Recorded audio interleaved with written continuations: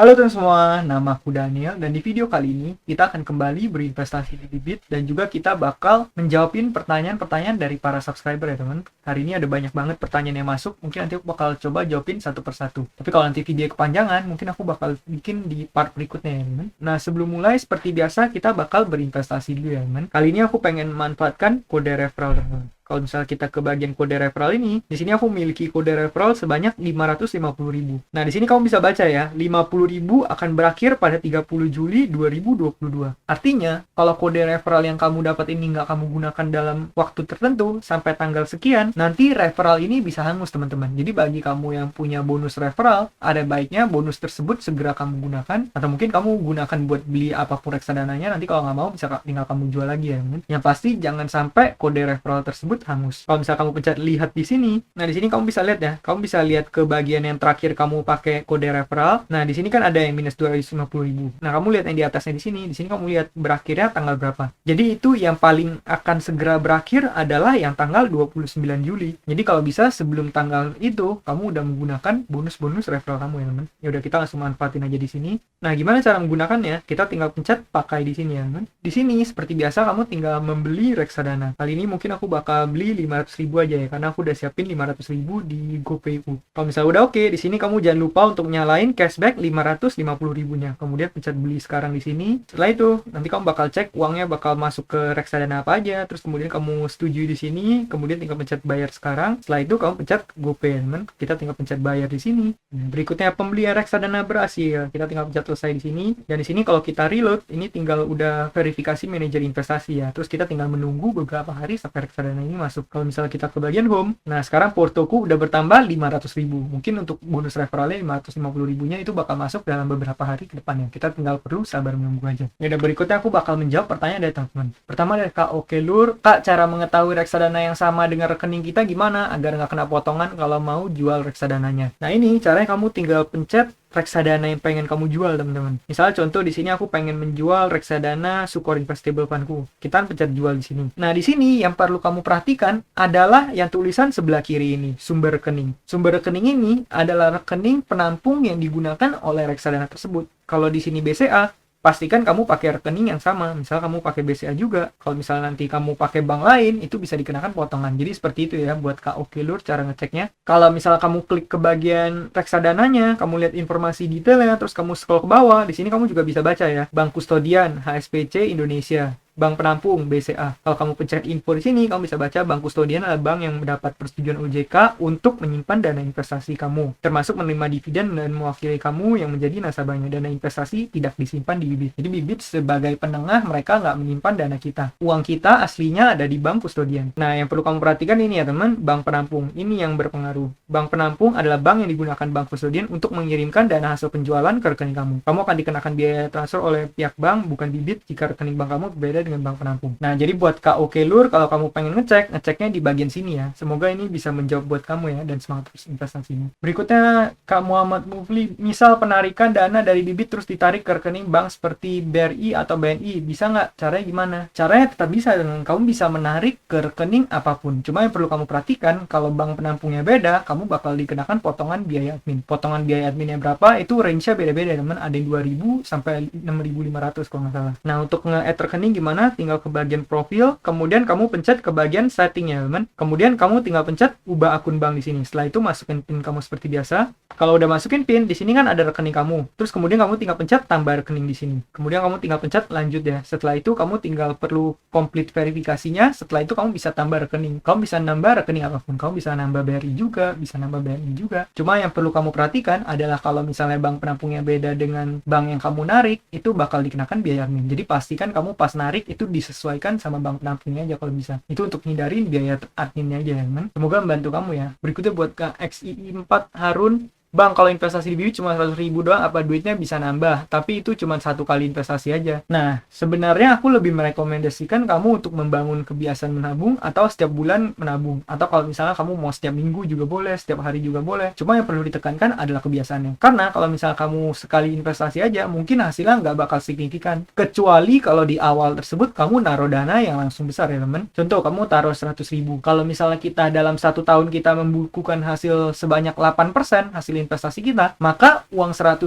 kita dalam 1 tahun hanya menjadi 108.000 rupiah. Ya artinya keuntungan kita hanya 8.000 rupiah. Nah, maka dari itu keuntungan investasi itu sangat dipengaruhi oleh jumlah modal kita, teman. Makanya aku sering rekomendasikan kalau misalnya modalnya belum gede, ada baiknya kita lebih fokus di menghasilkan uangnya dulu. Nanti kalau uangnya udah lumayan banyak, baru kita fokus di investasinya. Kalau dengan uang 100.000, contoh kamu beli suatu produk, kamu jual lagi seharga 120.000 atau 150.000, itu kamu udah instan mendapatkan 20%, instan mendapatkan 50% tanpa kamu harus menunggu 1 tahun. Maka dari itu kalau misalnya modalnya masih kecil, akan lebih bijak kalau kita fokus di menghasilkan uangnya dulu ya. Kecuali kalau misalnya modalnya udah gede, misalnya modalnya udah 1 miliar, itu kita dapat 10% dari 1 miliar, kita udah dapat 100 juta ya, man. Maka dari itu investasi lebih cocok untuk kita yang udah mulai memiliki modal. Cuma kalau misalnya kamu masih belum ketemu peluang untuk bisa memutar uangnya seperti itu, ya nggak apa-apa juga sih kalau misalnya kamu mau investasi dan mulai bangun kebiasaannya dulu. Jadi gitu ya buat XI4 Harun, semoga jawaban ini bisa membantu kamu ya. Nanti kalau misalnya masih ada pertanyaan, kamu boleh tulis komen lagi. Berikutnya dari Kak Anzil Fazil Sport. Kak, saya udah jual saham tapi pakai rekening BSI Syariah Indonesia sesuai dengan yang kami daftar, tapi belum masuk. Nah, di sini yang kamu perlu perhatikan adalah kamu udah menjualnya berapa lama. Kalau misalnya kamu jualnya pas kemarin-kemarin, itu bibit lagi libur, jadi ada kemungkinan dananya masih belum masuk, masih di pending ya, teman. Nah, tapi kalau misalnya udah di hari kerja, terus kamu udah jual, kemudian kamu udah nunggu sekitar 3-5 hari kerja, terus uangnya masih belum masuk, itu baru kamu perlu tanya ke tim supportnya, uangnya kemana ya. Cuma kalau misalnya masih 1 hari, 2 hari, uangnya belum masuk, itu masih wajar banget ya, teman. Karena biasanya di reksadana emang waktu jual dan belinya itu butuh waktu yang cukup panjang. Kalau misalnya kamu pengen uangnya sering-sering dipakai, menurut aku pribadi lebih baik kalau misalnya uangnya ditaruh ke bank digital, itu masih bisa memberikan untung yang lumayan, terus uangnya juga bisa ditarik dan store kapanpun ya, teman. Bahkan bisa langsung instan real time di waktu itu juga. Jadi buat Kak Anzil Fazil, coba kamu tunggu dulu paling lama 1 minggu ya. Kalau misalnya udah 1 minggu masih belum masuk juga, itu baru kamu perlu tanya ke tim supportnya. Biasanya sih cuma sekitar 3-5 hari ya. Semoga ini bisa membantu buat kamu ya. Berikutnya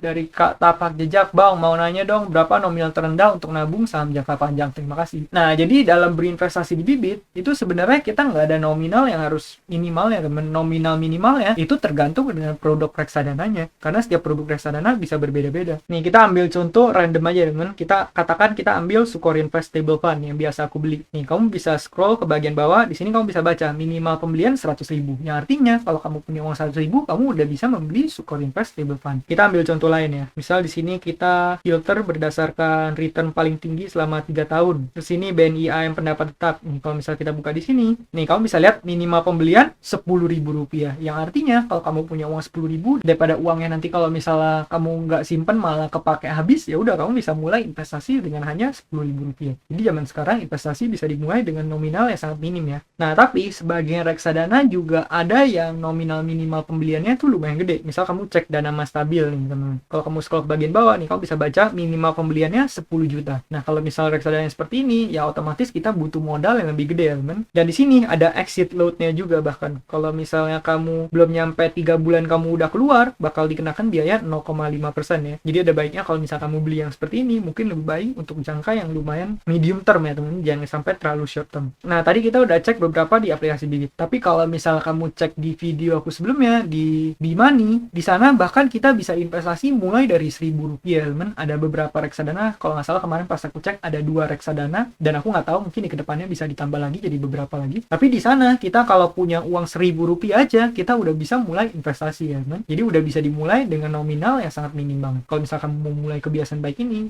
sangat direkomendasikan ya. Jadi buat Kak Tapak Jejak, jawabannya adalah nominal terendah untuk nabung saham jangka panjang itu tergantung dengan reksadananya, teman. Semuanya kembali lagi tergantung dengan reksadana ya. Cuman yang namanya investasi, kembali ke prinsip yang tadi lagi, modal kita akan mempengaruhi return kita. Semakin besar modal yang kita keluarkan, maka returnnya akan semakin berasa ya. Semoga jawabannya bisa membantu buat kamu ya. Berikutnya dari Kak Brandal Kips, mohon izin bertanya, Bang, saya baru mulai berinvestasi dengan jangka waktu 3 tahun ke depan dengan modal 500.000 per bulan. Lebih rekomen investasi di mana, Bang? Nah, kalau misal kamu pengen investasi dengan tujuan 3 tahun ke depan, menurut aku pribadi, kalau 3-5 tahun, lebih bijak kalau kamu menggunakan reksadana obligasi ya, teman. Karena kalau misalnya kamu pakai reksadana saham, takutnya volatilitasnya terlalu tinggi. Bisa aja pas kamu pengen jual 3 tahun lagi, pasar saham lagi rendah-rendahnya dan akhirnya kamu bisa menjual dalam keadaan minus. Kalau misalnya kamu pakai reksadana pasar uang, menurut aku reksadana pasar uang returnnya masih kalah dengan reksadana obligasi. Reksadana pasar uang lebih cocok buat kamu yang pengen investasi short term. Kalau bisa mungkin di bawah 1 tahun atau di bawah 2 tahun ya. Nah kalau misalnya pengen 3 tahun, 4 tahun, 5 tahun,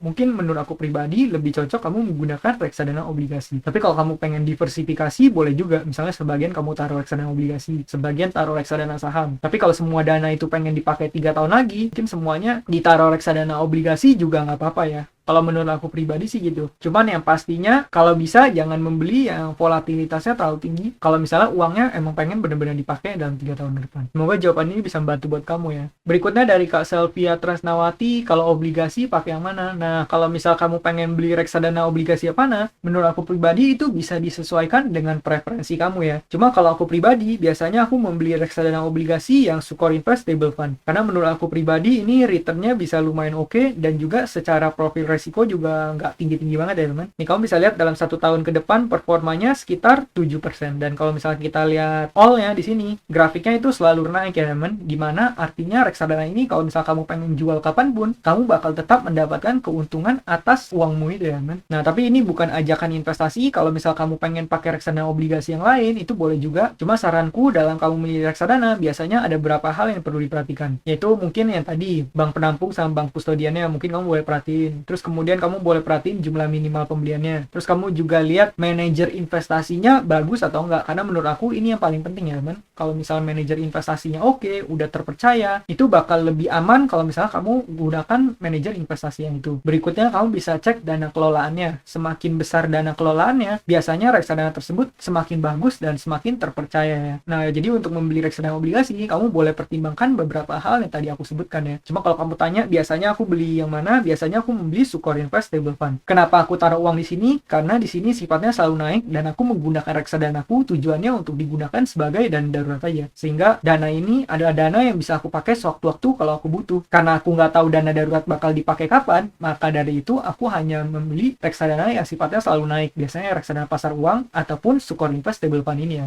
Nah buat Kak Selvia Tresnawati, semoga jawaban ini bisa membantu kamu ya. Jangan lupa untuk kamu selalu DYOR atau do your own research sebelum kamu membeli reksadana. Berikutnya dari Kak Septina ID, Kak kalau mau nabung untuk 5 atau 6 bulan pakai reksadana pasar uang ya berarti. Aku juga mau nabung lainnya yang jangka panjang. Nah itu bisa dicampur nggak sih? Jawabannya adalah boleh. Kamu boleh mencampur atau boleh juga kamu bikin beberapa portofolio juga bisa ya. Misalnya kamu ke bagian home. Terus kalau misalnya kamu lihat di sini, ini kan aku memiliki beberapa portofolio juga, yaitu portofolio investor habit, portofolio dana pensiun, portofolio dana kiamat. Walaupun sebenarnya aku nggak pakai, ini aku cuma nunjukin ke teman-teman. Nah jadi mungkin buat kamu boleh coba bikin beberapa portofolio ini aja, dan di masing-masing portofolio ya kamu sesuaikan dengan tujuan keuangan ya. Misalnya portofolio yang buat beli rumah dipakai 5 tahun lagi, ya udah di sana kamu pakai reksadana yang lebih long term, reksadana saham nggak apa-apa. Terus kemudian reksadana dana kiamat atau dana darurat atau emergency fund, mungkin kamu isinya cuma reksadana pasar uang yang bakal dipakai sewaktu-waktu. Terus kemudian kalau kamu pengen nabung buat 5-6 bulan, mungkin reksadana pasar uang, atau kalau kamu mau boleh menggunakan yang tadi aku sebut reksadana Sukor Invest Stable Fund karena sifatnya selalu naik. Kamu bikin lagi satu portofolio khusus yang bakal dipakai 5-6 bulan ke depan, itu juga boleh ya. Nah jadi kalau misal kamu tanya membelinya campur boleh atau enggak, menurut aku pribadi boleh. Kalau kamu mempermudah, kamu boleh juga membagi ke dalam beberapa portofolio ya. Semoga jawaban ini bisa membantu kamu ya, dan semoga semua tujuan keuangan kamu bisa tercapai. Nah mungkin sekian aja jawabanku dari para teman-teman semua. Nah aku juga pengen berterima kasih sama teman-teman semua karena teman-teman semua udah menggunakan kode referral yang aku berikan ya teman. Dengan kamu menggunakan kode itu, kamu dapat bonus, aku juga dapat bonus, kita sama-sama dapat bonus. Nanti bonus yang aku dapat aku gunakan untuk pengembangan channel ini ya. Nanti mungkin aku bakal pakai buat invest di beberapa platform supaya bisa aku review, supaya nanti paling nggak kamu bisa mendapatkan insight-insight baru mengenai platform tersebut. Bagi kamu yang pengen cek platform lain yang udah aku review, aku juga nge-review banyak reksadana lain, banyak platform lain, bank digital ataupun platform P2P. Kamu boleh cek ke bagian playlist. Di sana aku udah kategoriin menurut playlistnya masing-masing. Nah mungkin sekian aja video pada kali ini. Semoga jawaban-jawabanku bisa membantu buat teman-teman semua. Semoga video ini bermanfaat, dan akhir kata jangan lupa untuk selalu invest in yourself. Sampai jumpa di video berikutnya. Bye.